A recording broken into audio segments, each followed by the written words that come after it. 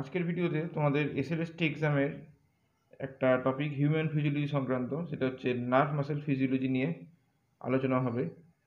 তো টোটালটাই কিন্তু ডেসক্রিপশানটাই কিন্তু তোমাদের এসএলএসটি এক্সাম ওরিয়েন্টেড।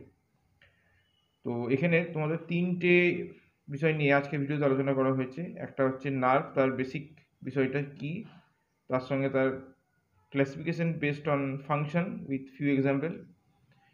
নেক্সট আমরা যাব তারপরে নার্ভের যে বিভিন্ন প্রপার্টিস। খেয়াল রাখতে হবে এখানে নার্ভের প্রপার্টিসের সঙ্গে কিন্তু মাসেলের প্রপার্টিসের কিছু সিমিলারিটি আছে। তো এক্ষেত্রে মাসেলের যে প্রপার্টিস সেগুলো নিয়ে যখন আলোচনা হবে তখন যেগুলো কমন টু নার্ভ, অর্থাৎ আজকে ভিডিওতে আলোচনা হয়েছে, সেগুলো ডিসকাশন হবে না। এবং ফাইনালি নার্ভের সঙ্গে যে মাসেলের junction, we call it neuromuscular junction বা মায়োনিউরাল জাংশন, তার যে অ্যানাটমিক্যাল অর্গানাইজেশন সেটা নিয়ে আলোচনা হবে। তো নার্ভ মাসেল ফিজিওলজি আমরা এই কারণে বলে থাকি, সব নার্ভের এন্ডিংসই কিন্তু আমাদের রিসেপ্টর অর্গানে গিয়ে শেষ হয় না, কিছু কিছু নার্ভসের ইন্টারাকশান মাসেলে গিয়েও শেষ হয়। তো এক্ষেত্রে বিষয় হচ্ছে যে মাসেলে গিয়ে যেগুলো শেষ হচ্ছে, তো সেই ক্ষেত্রে টোটালটা অ্যাজ এ হোল ফর্ম করছে নার্ভ মাসেল ফিজিওলজি, অর্থাৎ নার্ভের যে ইম্পালস জেনারেশন, কন্ডাকশন এবং ট্রান্সমিশন টোটালটাই কিন্তু নার্ভের সঙ্গে মাসেলে হচ্ছে, মূলত স্কেলিটাল মাসেল এবং কিছু ভিসারাল মাসেল। তো যাই হোক, ফার্স্টে আমরা দেখে নিচ্ছি যে nerve is a bundle of fibres. Fibres কথাটা কিন্তু নার্ভ ফাইবারকে উল্লেখ করছে। খেয়াল করবে FIBERS বা FIBRES both are correct, that transmits signals between, this is for between brain or spinal cord and the rest of the body. সোজা কথা হচ্ছে ইম্পালস ট্রান্সমিশন করছে। Structurally they are composed of nerve fibres which are extensions of nerve sales.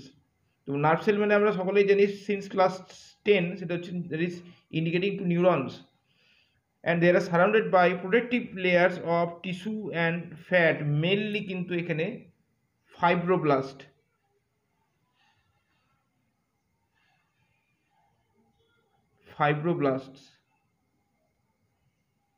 তার সঙ্গে কিছু connect tissue থাকে। তো next আসছি types of nerves based on function. একটা হচ্ছে সেন্সরি নার্ভ, এটাকে আমরা অনেক সময় বলে থাকি অ্যাফারেন্ট নার্ভ। তার কারণটা হচ্ছে কি না, they carry information from bodies periphery to the CNS, brain and spinal cord. তাহলে পেরিফেরি মিনস কিন্তু এখানে স্কিন হতে পারে, কোনো সেন্স অর্গান হতে পারে, বা কোনো ইন্টারনাল অর্গান হতে পারে। তাহলে এক্ষেত্রে periphery means that is not associated with the CNS directly, যেখানে CNS এর সঙ্গে ডাইরেক্ট কোনো ইন্টারাকশন নেই, সেটাকে আমরা বলতে চাইছি পেরিফেরি। তো this is also called afferent nerve fibres and are crucial for sensation of touch, temperature, pain and other sensory inputs বা সেন্সারি সিগন্যালস। তাহলে এক্ষেত্রে টাচ বা টেম্পারেচারের ক্ষেত্রে আমরা যে সেন্সেশনটা পাই, বা পেন বা এটসেট্রা যাই হোক না কেন, সেটা সবটাই কিন্তু through the sensory or afferent nerve. Example খুব কমন, সেটা হচ্ছে অপটিক নার্ভ চোখের ক্ষেত্রে, আর olfactory nerve for the sensation of smell. Next আসছে motor nerve which carry information, that is motor response. একে বলা হয় ইনফরমেশন বা মোটর, মানে মোটর ইনফরমেশন মানে হচ্ছে মোটর রেসপন্স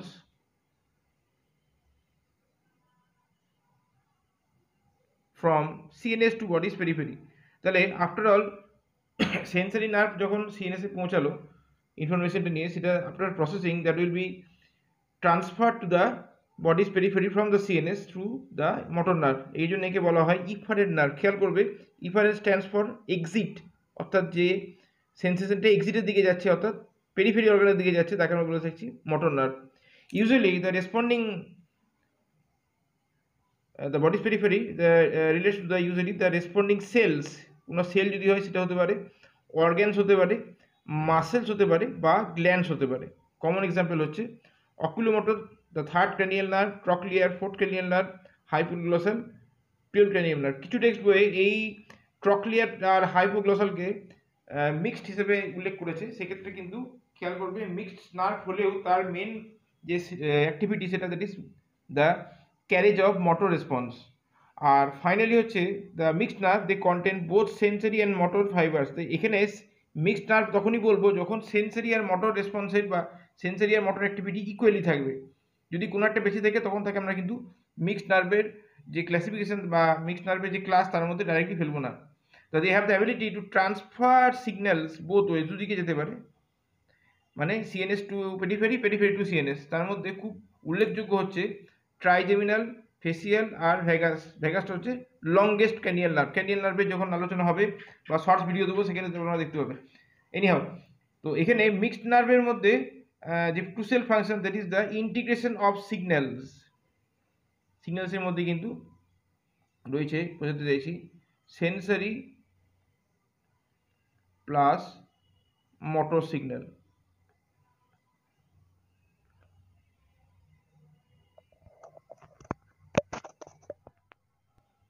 নেক্সট আমরা আসছি properties of nerve fibres. Total 11টা প্রপার্টি নিয়ে ডিসকাস করা হয়েছে এখানে। তো তার মধ্যে ফার্স্ট লটে আসছে, ফার্স্ট প্যারাইতে আসছে এক্সাইটিলিটি বা এক্সাইটেবিলিটি। এক্সাইটেবিলিটি বা প্রথম বর্ণ পেতে পারো, মোর অ্যাপ্রোপ্রিয়েট হচ্ছে excitability. That is the nerves can be stimulated by a suitable stimulus. এই স্টিমুলাসের ভ্যারাইটি কী হতে পারে? থার্মাল হতে পারে, temperature, mechanical, chemical or electrical, যাই হোক না কেন, it is related to nerves excitability. তাহলে স্টিমুলাসের জন্য যে রেসপন্স নার্ভ দেখাচ্ছে, that is the excitability. On stimulation nerves generate an action potential, আলোচনায় পরে আসবে ক্লাস ডিসকাশনে, and electrical wave that have ability to propagate, অর্থাৎ মুভ করতে পারে এমন একটা ইম্পালস বা ওয়েভ অফ ইম্পালস জেনারেট করতে পারে nerve after stimulation to elicit the appropriate response. Next comes the conductivity. The nerves have the ability to conduct impulses. তাহলে এই যে কন্ডাক্টিভিটি বা conductivity, that is equal to propagation. তো এখানে যখন কন্ডাক্টিভিটিকে আমরা হাইলাইট করি তখন কিন্তু ওটাকে প্রোপাগেশনে কে আমরা হাইলাইট করতে পারি, মানে they are actually used synonymously for each other. This conductivity is influenced by temperature, mechanical pressure, blood supply, concentration of H+ ion and O2। খেয়াল করবে এই তিনটের মধ্যে সব থেকে চারটের মধ্যে সব থেকে বেশি ভাইটাল হচ্ছে এই দুটো, that is blood supply. Blood supply যদি কাট অফ হয়ে যায়, they will be nutrition supply deficiency. তাহলে cut off blood supply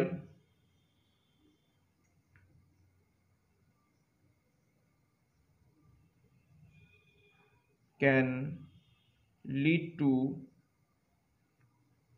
nutrients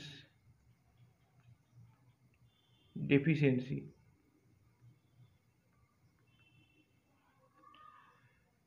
আর H+ আয়ন কনসেন্ট্রেশন আর O2-র যে আপ অ্যান্ড ডাউন সেটা কিন্তু কন্ডাক্টিভিটিকে রেগুলেট করবে। তার মধ্যে H+ আয়নের কনসেন্ট্রেশন মানে পিএইচ ডিক্রিজ, আর O2 হলে কিন্তু সেই কার্বনিক অ্যাসিড দিয়ে, যেটা অক্সিজেন O2 ট্রান্সপোর্টে তোমরা মানে পড়েছো, পরে আসবো ওটা নিয়ে আবার নেক্সট ভিডিওতে। O2 কনসেন্ট্রেশন আপ ডাউন যদি করে সেক্ষেত্রেও কিন্তু আমার নার্ভের যে physical activity due to the anaerobic condition বা এরোবিক কন্ডিশন এফেক্টেড হতে পারে। Next comes the all or none law on adequate stimulus. এটাকে আমরা বলে থাকি থ্রেশহোল্ড স্টিমুলাস ফিজিওলজির ভাষায়। কি হবে?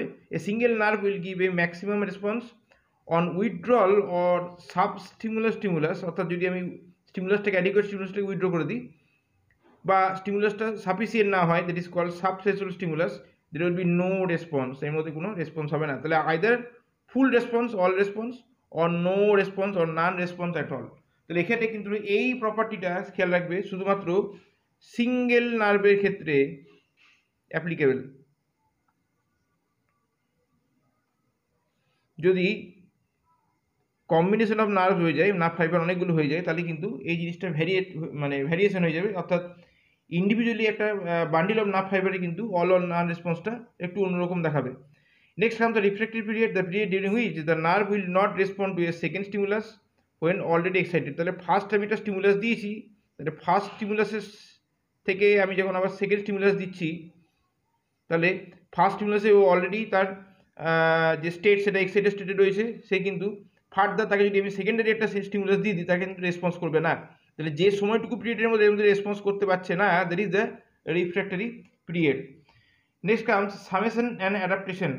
On repeated stimulation with sub threshold stimulus the effects get added up. অর্থাৎ সাব থ্রেশহোল্ড স্টিমুলাস যদি আমি একটা দিই তাহলে কিন্তু নার্ভের মধ্যে কোনো চেঞ্জ আমি দেখবো না বেসড অন রেসপন্স। যদি অনেকগুলো স্টিমুলাসকে আমরা একসাথে দিই মানে রিপিটেডলি, তাহলে কী হবে? সেই ইফেক্টটা কিন্তু অ্যাডেড আপ হয়ে যাবে, যোগ হয়ে যাবে, সামেশন। তাহলে সেক্ষেত্রে it will lead to the formation of an action potential. এটাকে অনেক সময় বলা হয় summation of stimulus, summation of stimulus. Now, when a constant stimulus at constant intervals is applied, there will be no excitation, thereby leading to stimulus adaptation. অর্থাৎ যদি একই stimulus বারবার দিয়ে যায়, স্টিমুলেশনের মধ্যে কোনো রকম চেঞ্জ না আনি, ইন্টেন্সিটি হোক বা ডিউরেশন হোক বা তার স্টেবিলিটি হোক, সেটার জন্য মধ্যে যদি কোনো চেঞ্জ না আনি, তাহলে প্লাস ইন্টারভেলটা যদি কনস্ট্যান্ট হয়ে যায়, নার্ভ কিন্তু অ্যাডাপ্ট করতে পারে। There will be no excitation, তার মানে তার মধ্যে কোনো এক্সাইটেশন, দ্যাট ইজ এক্সাইটেশন না থাকলে রেসপন্স থাকবে না, সেটা দেখাবে না। এটাকে আমরা বলে থাকি কি স্টিমুলেশন বা stimulus adaptation of nerves.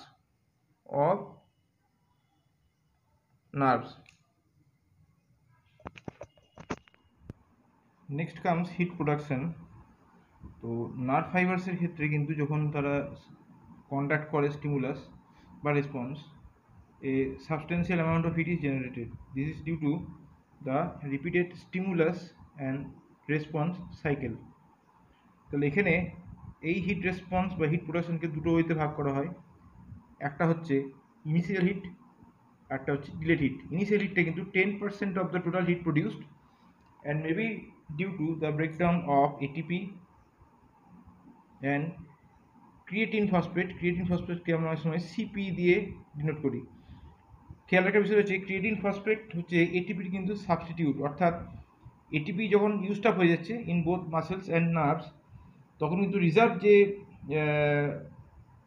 Energy generating যে পদ্ধতি সেটা হচ্ছে ক্রিয়েটিন ফসফেট নিজের ফসফেটটা এটিপি কনভার্ট হওয়ার পরে যেটা এডিপি তৈরি হলো তাকে দান করে এটিপিকে আবার রি এনার্জাইজড করে। সুতরাং ইনডাইরেক্টলি ক্রিয়েটিন ফসফেট নিজে কিন্তু একটা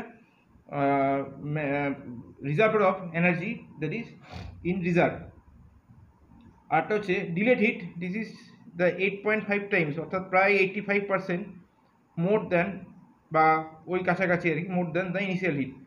তাহলে এটার ক্ষেত্রে কারণটা কি? This is mainly due to aerobic condition, অর্থাৎ ইনিশিয়ালি যখন আমার রেসপন্স শুরু হচ্ছে তখন কিন্তু নার্ভের ক্ষেত্রে বা মাসেলের ক্ষেত্রে টোটাল যে oxygen demand as well as এটিপির প্রোডাকশন বা নিউট্রিশন সাপ্লাই ইনিশিয়ালি কিন্তু হাইক নাও হতে পারে।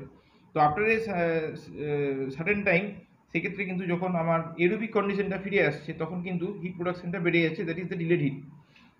নেক্সট হচ্ছে Wallerian degeneration, this is part of the degenerative property of nerve fibre. যদি নার্ভ ফাইবার ড্যামেজ হয়ে যায়, কীভাবে? When a nerve axon is cut, কেটে গেছে, ক্রাস্ট অর ফ্রোজেন, ইঞ্জুরির জন্য হতে পারে বা যে কোনো অন্য কারণে, তো এটাকে বলা হয় Wallerian degeneration. First describe by Augustus Waller to describe the process of degeneration of injured nerve fibres. তো এখানে কিন্তু ইনজুরিটা শুরু হয় বা ডিজেনারেশন শুরু হয় সেল বডি থেকে অর অ্যাক্সন থেকে শুরু হতে পারে অ্যান্ড এন্ড আপ হয় অ্যাক্সন টার্মিনালসে গিয়ে বা টেলোডেন্ড্রিয়ায়।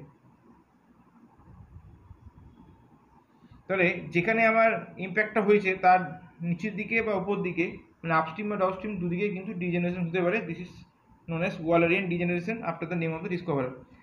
Next comes transneural degeneration. যদি একটা নার্ভ ফাইবার বা নিউরন ড্যামেজ হয়, তার পাশের যে নিউরনটা রয়েছে সাবসিকুয়েন্টলি সেটা কিন্তু তার যে অ্যাক্টিভিটি বা তার স্ট্রাকচার সেটা কিন্তু লস করতে পারে, সেটাকে বলা হচ্ছে ডিজেনারেশন অফ বা transneural degeneration. The degeneration of the neuron that is next to the first degenerated neuron or nerve, মানে একটা নার্ভ ড্যামেজ হয়ে যাওয়ার পরে পরবর্তী যে নার্ভটা ড্যামেজ হয়ে যায় সেটাকে বলা হচ্ছে ট্রান্সনিউরাল ডিজেনারেশন। যদিও খেয়াল করতে হবে নিউরন বা নার্ভের মধ্যে, দুটো নিউরন বা দুটো নার্ভের মধ্যে কিন্তু কোনো ফিজিক্যাল কানেকশন থাকে না, যেটা থাকে অনলি থ্রু সাইন্যাপস। তো সেটা হলেও কিন্তু এদের যে লিঙ্ক সাইন্যাপসের থ্রু দিয়ে সেটা কিসের মাধ্যমে হয়? কেমিক্যাল ইন্ডিউসড বা কেমিক্যাল ইন্ডাকশনের দ্বারা বা নিউরো ট্রান্সমিটারের দ্বারা। তাহলে সেক্ষেত্রে যদি সাবসিকুয়েন্ট নিউরনটা স্টিমুলাসের আর রিসিভ না করে তাহলে কী হবে? আস্তে আস্তে ওটা ডিজেনারেট হতে থাকবে। That is we call it as disuse atrophy, অর্থাৎ সেটা ব্যবহার হচ্ছে না বা সেটা আর কোনো কাজ করছে না আলটিমেটলি, বা নিউরো ট্রান্সমিটার সিগন্যাল পাচ্ছে না, সে আস্তে আস্তে কী করবে? ডিজেনারেট করে যাবে। Although there is no physical connection, it is an example of disuse atrophy. Next comes electrotonus. It is a passive change in membrane potential due to application of stimulus on nerve fibre, এটা nerve impulse প্রোপাগেশনের সময় আরও clear হবে। তাহলে যেখানে transient change বা passive change যেটা হচ্ছে, যেখানে আমি স্টিমুলাসটা দিচ্ছি নার্ভ ফাইবারের উপর বা নিউরনের অ্যাক্সনের উপর বা যেখানে হোক না কেন, অর্থাৎ মেমব্রেনের কাছাকাছি বা মেমব্রেনের উপরেই, তো সেইটার ক্ষেত্রে যে প্যাসিভ চেঞ্জ হচ্ছে সামান্যতম, সেটাকে আমরা বলছি কি electrotonus. Next comes latent period. যদি লেটেন্ট পিরিয়ডটা খুব বেশি ইম্পর্টেন্ট ফর মাসেলসের সময় এটা নিয়ে ডিটেল আলোচনা করা হবে, জাস্ট ব্রিফ ছেড়ে দিচ্ছি। Time interval between application of stimulus and response শোন, যে রেসপন্স শুরু হচ্ছে এবং স্টিমুলাস দেওয়ার পয়েন্টে যেখানে আমি স্টিমুলাস দিচ্ছি, তাহলে ইনিশিয়ালি ওই স্টিমুলাসটা পাওয়ার সঙ্গে সঙ্গে কিন্তু রেসপন্স শুরু হয় না, যে ল্যাগ টাইমটা পেরিয়ে যাচ্ছে, সেটাকে আমরা বলছি কি না লেটেন্ট পিরিয়ড। আর last but not the least, সেটা হচ্ছে secretory activity. The nerve endings are capable of secreting neuro transmitters based on the, এটা খেয়াল রাখতে হবে, based on the type of signals. তো যদি এক্সাইটেটরি হয়, it leads to release of excitatory neuro transmitter like ACH, acetyl choline.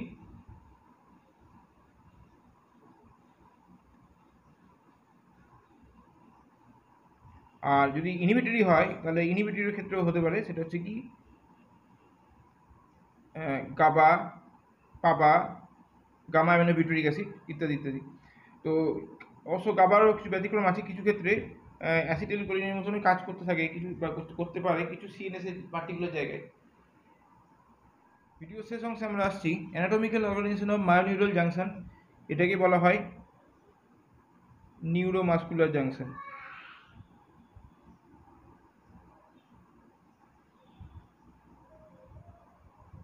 তো এখানে খুব ইম্পর্ট্যান্ট বা সিগনিফিক্যান্ট বিষয় যেটা হচ্ছে, সেটা হচ্ছে নিউরন মাসেলের মধ্যে প্রবেশ করার আগে বা মাসেলের ক্লোজ আসার আগে তার মাইলিন সিটটা লস করবে, অর্থাৎ তার মাইলিন সিট যেটা ছিল তখন সে গাড়ির উপরে আনছিল to the motor organ or to the sensory organ, যাই হোক না কেন।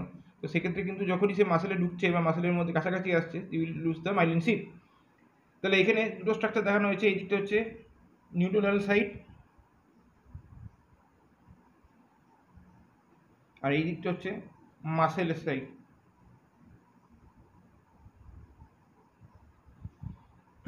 তাহলে নিউরনের এন্ড জায়গাটাকে আমরা এখানে দেখানো হয়েছে এক্সন টার্মিনাল, যার গায়ে মেমব্রেনের মধ্যে কিছু ভোল্টেজ গেটেড ক্যালসিয়াম চ্যানেল রয়েছে, অর্থাৎ ইম্পালস এলে তারা কিন্তু কী হবে, they are sensitive to the difference in concentration of ions, তার জন্য বলা হচ্ছে ভোল্টেজ গেটেড ক্যালসিয়াম চ্যানেলস। এক্ষেত্রে কিন্তু ক্যালসিয়াম ইনপুট মানে ইনফ্লাক্স বা ইফ্লাক্স হতে পারে, ট্রান্সমিশনের সময় ডিটেলে আলোচনা করা হবে। একদম টার্মিনাল পার্টে কিছু ভেসিকেলস আছে, they are also called synaptic vesicles. সাইন্যাপসের ক্ষেত্রে এখানে কিন্তু জাস্ট ভেসিকেলস বলা হয়, কন্টেনিং দ্য নিউরো ট্রান্সমিটার্স। একই ধরনের গঠন কিন্তু আমরা সাইন্যাপসের ক্ষেত্রেও থাকে, আলোচনা হবে পরে। তাহলে ভেসিকেলস উইথ নিউরো ট্রান্সমিটারের মধ্যে কী আছে, নিউরো ট্রান্সমিটারগুলো আছে, সেটা ডিপেন্ডিং অন দ্য ইম্পালস, কোনটা রিলিজ হবে সেটা ডিপেন্ড করবে কি ইম্পালসের উপর। কিন্তু ইম্পালস যতক্ষণ না আসছে, এখানে কিন্তু both excitatory as well as inhibitory synaptic vesicles বা মায়োনিউরাল ভেসিকেলস কিন্তু থাকতে পারে। তো যেখানে মাসেলে গিয়ে শেষ হচ্ছে, ইনারভেট করা মানে ঢুকে যাওয়া আর কি। তাহলে মাসেলটা কিন্তু মাসেল লেয়ার বা ফাইবারটা কিন্তু কী হচ্ছে, ইনভেজিনেশন হয়, কিছু এই ভাঁজ হয়ে যায়, ইনফোল্ডিং, যাতে করে সারফেস এরিয়াটা এক্সপোজারটা কিন্তু বেশি হয় কার পক্ষে, for the neuro transmitter to act on the receptors. তাহলে উল্টো দিকে পোস্ট নিউরোমাস্কুলার যে জাংশন রয়েছে বা পোস্ট নিউরোমাস্কুলার জাংশনের যে সেল, এটা হচ্ছে পোস্ট নিউরাল সেল বা পোস্ট সাইন্যাপটিক সেল, তার উপর কিন্তু কি হবে না, মেমব্রেনের উপর এই নিউরোট্রান্সমিটার রিসেপ্টরগুলো থাকবে, যারা কি করবে এই নিউরোট্রান্সমিটার এই যেগুলো রিলিজ হচ্ছে মাঝখানে এইখানে, সেগুলোকে কি ট্র্যাপ করবে based on the mode of signals. আর আরেকটা জিনিস সেটা খেয়াল রাখতে হবে যে যেখানে মাসেলের যে অংশটা ডাইরেক্ট এই এক্সপোজারে আছে, তাকে আমরা বলে থাকি কি এন্ড প্লেট বা এন্ড প্লেট মেমব্রেন, সোজা কথায়। তাহলে যখন ইম্পালসটা এসে পরবর্তী নিউরনে চলে যাচ্ছে, that will lead to the end plate potential, we call it EPP, when the impulse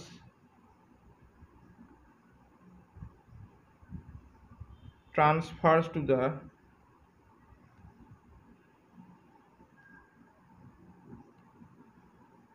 post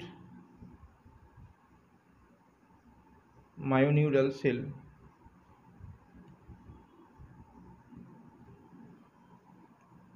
তো ওভারঅল এখানে কিন্তু যখন নিউরোমাসকুলার ট্রান্সমিশনের যে প্রসেস পড়াবো তখন এই জায়গাটা খেয়াল রাখবে যে রিসেপ্টার্সগুলো কী বেসিসে হবে, মানে অ্যাক্ট করবে বা খুলবে, সেটা হচ্ছে নিউরো ট্রান্সমিটারের কী রিলিজ হচ্ছে তার উপর বেস করে। নিউরো ট্রান্সমিটার কীভাবে কোনটা রিলিজ হবে সেটা তার উপর ডিপেন্ড করবে based on the impulse receipt. তো আজকের ভিডিওতে তোমাদের ডেসক্রিপশন এতটাই, তোমরা এই পিডিএফটা ইউটিউব চ্যানেলের ডেসক্রিপশন লিঙ্কে পেয়ে যাবে। Thank you.